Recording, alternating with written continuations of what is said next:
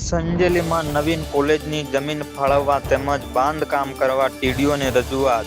તાલુકાના વિદ્યાર્થીઓને સિંગવડ, ઝાલોદ, સંતરામપુર સહિત અભ્યાસ કરવા મજબૂર. તાત્કાલિક કોલેજની જમીન ફાળવી બાંધકામ થાય તે માટે આદિવાસી પરિવાર દ્વારા માંગ કરવામાં આવી.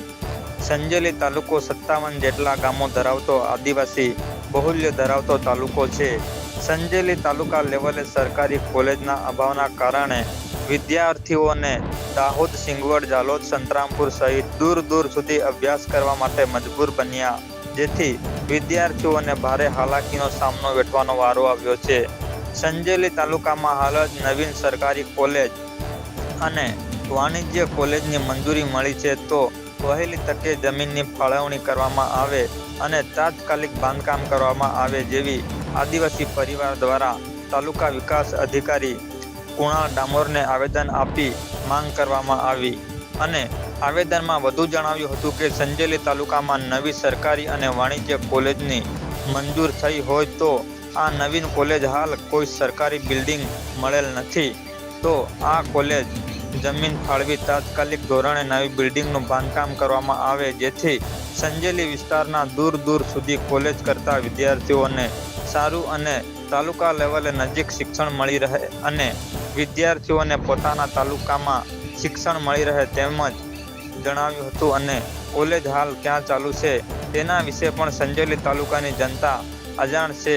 તેના વહીવટી કરતા કોણ છે તે પણ લોકો સમક્ષ જાહેર કરવામાં આવે તેમ આદિવાસી પરિવાર દ્વારા આવેદનપત્ર આપી જણાવવામાં આવ્યું હતું.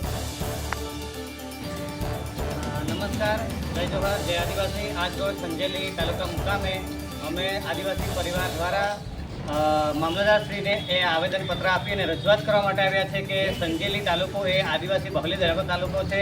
57 ગામડાઓની એની અંદર સમાવેશ થઈ રહ્યો છે.